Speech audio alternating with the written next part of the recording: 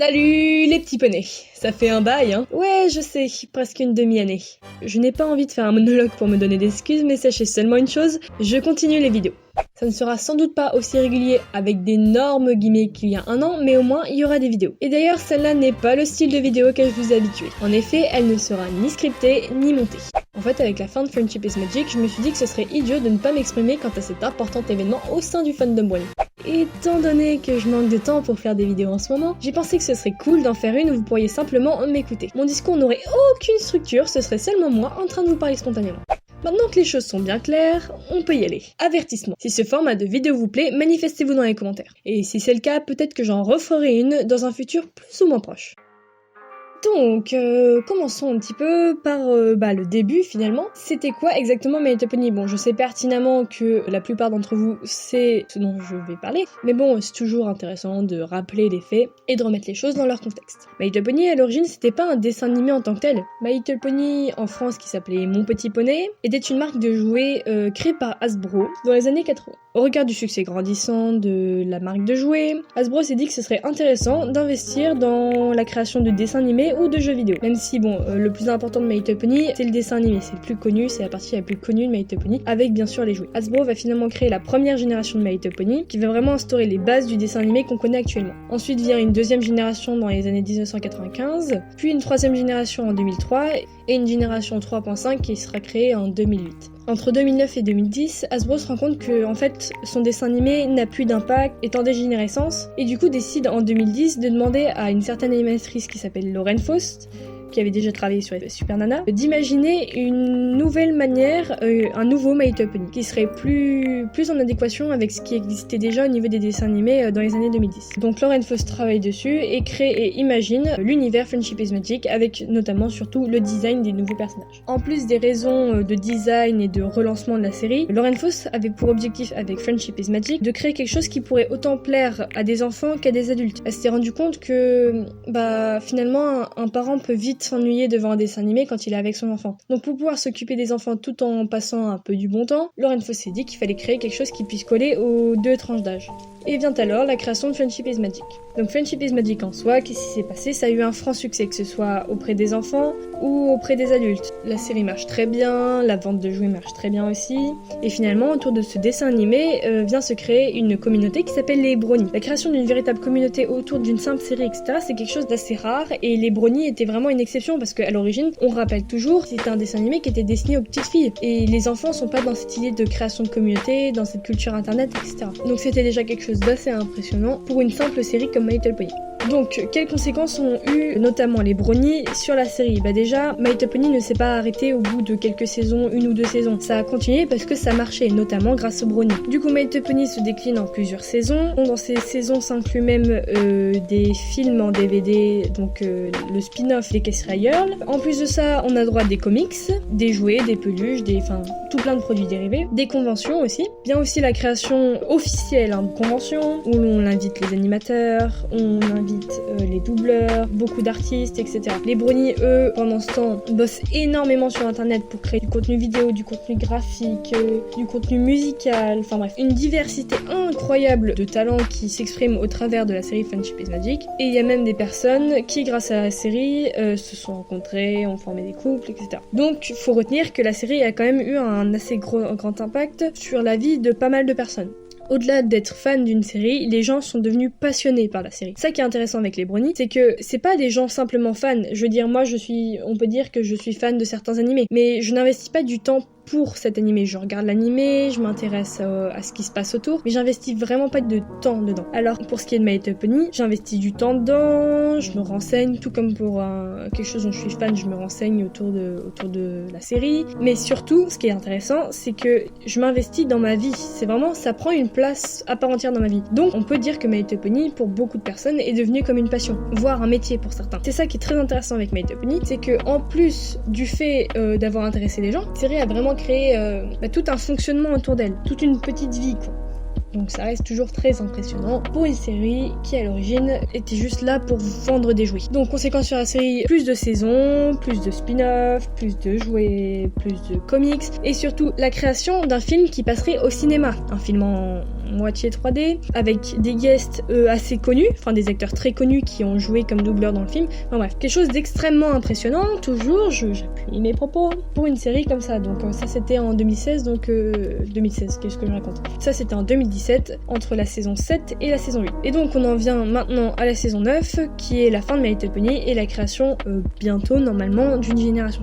Avant de continuer sur le final de la saison 5 dont je devais parler originalement, je voudrais parler un petit peu de mon point de vue sur le fandom. Alors il faut savoir que je suis rentrée dans le fandom, donc pour ceux qui ont vu ma vidéo où je parle un petit peu de ma vie de Brony, je suis rentrée dans le fandom en 2014, quelque chose comme ça, et j'y suis encore maintenant, donc ça fait maintenant quelque chose comme 4-5 ans. Finalement, quel est mon point de vue autour du fandom? Enfin, c'est un fandom vraiment extrêmement créatif qui génère énormément de belles choses, de choses intéressantes, etc. Mais je trouve qu'il y a un peu de niaiserie dedans. Le fandom est un peu niais. Souvent on entend les commentaires disant My Little Pony, ça a changé ma vie, etc. C'est très niais. Je suis la première personne à dire ce genre de choses très niaises. Seulement, je ne trouve pas que ça colle vraiment à la réalité. C'est-à-dire que, en effet, My Little Pony, pour nombre d'entre nous, a pris énormément de place dans notre vie. Mais je trouve qu'on en fait un peu des caisses et je trouve ça un peu gênant parce que ça reflète pas la réalité. Beaucoup de personnes, en plus de regarder My Little Pony, ont fait d'autres choses. Pour me citer un exemple, à côté de My Little Pony, je fais beaucoup d'autres choses. Je fais énormément de sport, je suis passionnée par le sport. J'ai fait ce qu'on appelle du scoutisme, et je raconte ma vie en fait là. Donc on s'en fout. Mais tout ça pour dire que je trouve qu'il y a une exagération sur l'impact que My Little Pony a eu sur nos vies. Peut-être pas pour certains, mais dans ordre général. Je cite une autre critique que je pourrais faire du fandom, au-delà du fait qu'elle soit un peu niaise, c'est que ça a pu faire naître des personnalités toxiques, comme partout. Mais je veux dire, c'est très bateau comme argument, mais le clop est devenu quelque chose de très très mal vu dans le fandom et par les gens qui sont extérieurs au fandom.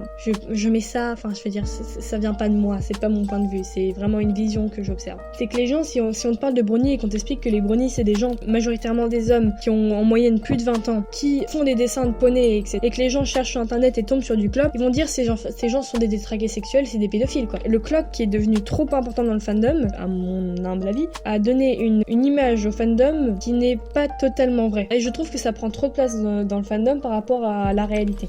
Donc voilà, c'était ça une de mes observations. Et sinon aussi, je n'ai jamais été en convention brownie, seulement j'ai parlé avec pas mal de brownies qui ont déjà été dans les conventions brownie et on m'a souvent parlé d'affaires un peu louches. Bon bah comme dans tous les endroits il y a beaucoup de monde, de choses assez louches, de choses assez sales, et aussi beaucoup d'arnaques. Les conventions brownie, c'est aussi un endroit où on peut faire de l'argent, et évidemment, on tombe toujours sur des cas d'arnaques, etc. Il faut vraiment tenir compte du fait que le fandom brownie n'est vraiment pas parfait. Très loin de là. C'est un fandom qui est très beau en soi, mais qui a toujours les faces un peu plus sombres, quoi. Donc voilà, donc ça c'était juste pour clôturer un petit peu ce que je disais sur les brownies. Donc maintenant on vient vraiment au sujet premier de la vidéo, le final de la saison 9. Donc le final de la série tout court en fait. Donc je vais vite fait vous résumer un petit peu le double épisode. Donc ceux qui n'ont pas encore vu le final, appuyez vite parce que ça va spoiler salement et que ce serait dommage de vous spoiler une série que vous suivez depuis plus de 4 ans quoi. Donc dans ce double épisode, on voit l'aboutissement de ce qui s'est passé pendant toute la saison 9. Donc c'est-à-dire le fait que les trois méchants, donc Koziglo, Tyrek et Chrysalis, se sont ligués contre Grogar pour pouvoir prendre le pouvoir sur Equestria. Donc ils ont récupéré sa cloche. Sa cloche a le pouvoir de voler la magie des gens et elle a redistribué à d'autres gens. Et du coup, grâce à ça, vole le pouvoir de Grogar. En fait, on découvre que Grogar, en réalité, c'était Discord, et que Discord, en fait, souhaitait juste créer une sorte de plan pour donner confiance à Twilight, pour tester Twilight, en fait. Grosse connerie, parce qu'en fait, il s'est fait avoir par les gens qui voulaient piéger, en plus. Et du coup, Koziglo, Tyrek et Chrysalis vont aller foutre le sbeul avec Equestria. Voilà, en gros. Donc Tyrek redevient puissant, Chrysalis devient puissante aussi, Koziglo devient une licorne avec les pouvoirs de Discord, ou au pouvoir de la cloche, je ne sais plus. Non, avec les pouvoirs de la cloche. Ensuite, que se passe-t-il? On apprend que Twilight est toujours aussi stressée de gouverner le royaume, et encore plus maintenant qu'elle sait que Discord a fait une énorme gaffe et que ça va être le gros beul à Equestria. Donc que va-t-il se passer? Les méchants vont bien défoncer la gueule de tous les habitants d'Equestria, ils vont exploser les princesses, Twilight avec, ses amis avec, et Twilight va devoir s'enfuir comme d'habitude, elle se retrouve toujours seule, pour essayer de trouver une solution chez sa sœur, chez son frère, je crois. Enfin bref, elle va essayer de trouver une solution. Finalement, elle va se retrouver nez à nez avec les trois méchants, elle va essayer de se battre. Ce combat était d'ailleurs magnifique, vraiment, c'était vraiment très beau. Et finalement, qu'est-ce qui va se passer? Eh bien, les habitants de Ponyville et tous les gens alentours vont donner leur force, je ne sais pas quoi, je ne sais plus très bien. pour protéger Twilight, et finalement les méchants vont se faire poutrer la gueule par les éléments d'harmonie, donc mais pas seulement Twilight et ses amis, mais aussi les éléments précédents et les nouveaux. Donc les précédents c'était les piliers, et les nouveaux c'est le Young Six. Donc en gros c'est ça le speech, et ils vont poutrer la gueule, et ensuite vient l'épilogue. Donc mon avis global sur le double épisode, c'est qu'il est vraiment, il y a pas grand chose à redire dessus au niveau négatif. Il n'y a pas de point négatif en tant que tel. Bon, seulement que oui, bon, l'animation, mais ça c'est le propre de My Little Pony, en tout cas de la série, l'animation laisse vraiment à désirer. Hormis le combat qui était très beau. Enfin, c'est toujours de la 2D, donc forcément c'est pas fou. Mais au-delà de ça, les scènes, alors magnifique la scène là, quand tout le monde arrive sur la colline, était super belle, enfin j'ai trouvé vraiment hyper bien, et ça changeait un petit peu de ce qu'on connaissait déjà. Donc très bien, le scénario très bien, très poignant, mon petit cœur qui battait pendant tout le final, enfin voilà. Et arrive donc l'épilogue, donc un petit peu le résumé, l'épilogue c'est un peu, pour vraiment clôturer la série en tant que telle. Dans l'épilogue, on retrouve Twilight qui a grandi, donc on apprend d'ailleurs une des théories de Monochrome Script, il me semble, est validée, les alicornes sont immortels, et les poneys vieillissent, et donc Twilight va voir ses amis mourir. Et oui. Donc on retrouve Twilight en adulte à licorne, en adulte plus à licorne, avec le même design que Celestia. Très beau design d'ailleurs. Ils ont bien géré la chose. On reconnaissait quand même Twilight malgré le fait qu'elle avait énormément changé. Spike a grandi aussi. J'ai bien aimé le design de Spike. Je l'ai pas trouvé trop laid. En général, les designs des dragons est pas incroyable, mais là je l'ai bien aimé. Enfin, ça correspondait bien à Spike. Et on voit les amis de Twilight et surtout la nouvelle élève de Twilight qui dit à Twilight, bah non, moi j'ai pas envie d'aller apprendre l'amitié. Enfin, je veux dire, moi j'ai mes bouquins, alors je m'en bats les couilles. Bref, elle nous refait une Twilight Sparkle, quoi. Cet élève dit à Twilight que de toute façon l'amitié ça sert à rien, vous avez fait des choses extraordinaires avec vos amis, mais maintenant vous voyez plus, donc en fait l'amitié ça dure un temps et puis ça se fane en fait. Voilà ce que dit l'élève de Twilight, je ne sais pas comment elle s'appelle d'ailleurs. Enfin bref, peu importe. Voilà ce que dit l'élève de Twilight à Twilight, et en fait Twilight lui explique que elle a... Moi en fait j'allais dire elle a partiellement raison, sauf que non, elle a totalement tort.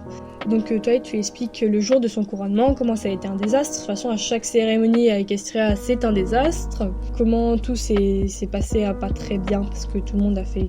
Je sais plus, il y a une personne qui a fait une gaffe et ça a foutu le sbeul partout. Et finalement, après on retrouve le Young Six qui en fait s'est transformé... le Young Six, pardon. On retrouve le Main Six qui en fait s'est transformé en conseil royal, quelque chose comme ça. Et du coup on a pu observer les nouveaux designs plus vieillis des personnages, et j'ai été franchement déçue. Autant j'ai trouvé le design de Twilight en princesse surpuissante très beau, très bien maîtrisé, le design de la nouvelle élève de Twilight très sympa, le design de Spike très joli aussi, mais le design du Main Six, ça m'a gêné un petit peu parce que la vieillesse, les traits de vieillesse n'étaient exprimés que par une ride sous l'œil. Et j'ai trouvé ça très bateau et très automatique, et j'ai trouvé qu'il n'y avait pas beaucoup de recherche pour un épisode aussi important que l'épilogue. Je veux dire, Granny Smith, elle, on voit qu'elle est vieille parce qu'elle a vraiment, c'est les formes de son visage qui ont changé. Je sais que les Young Six ça n'a pas vieilli tant que ça dans l'épilogue, mais ça méritait un changement de visage différent pour chaque personnage. Je veux dire, les gens ne vieillissent pas de la même manière. Je sais que c'est une question de pratique, mais je trouve ça dommage que pour un épisode aussi important que l'épilogue,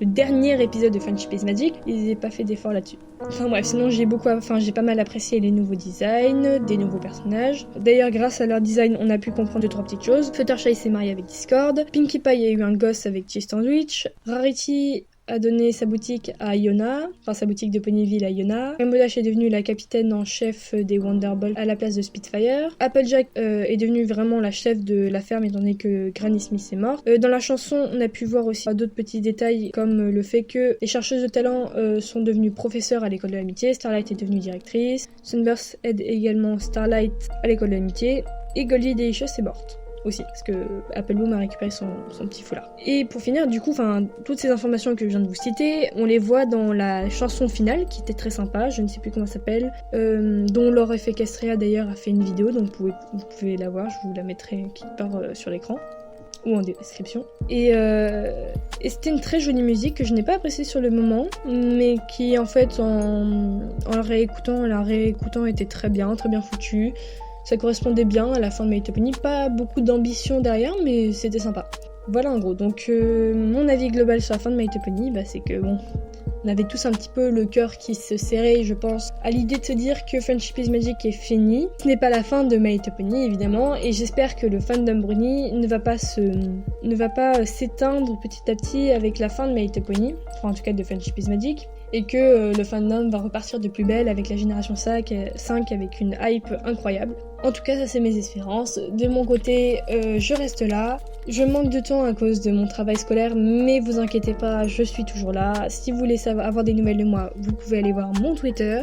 J'essaierai de poster plus souvent des vidéos, en tout cas faire des vidéos qui me prennent moins de temps que celles que je fais d'habitude, mais qui sont toujours avec un certain niveau d'exigence quand même. Je vais pas vous laisser un tas de merde sur ma chaîne quand même. J'ai de la dignité. Et sur ce, je pense que j'ai tout dit par rapport à la fin de My Little Pony. J'espère que cette vidéo vous a plu. Et sur ce, je vous dis à plus les poneys.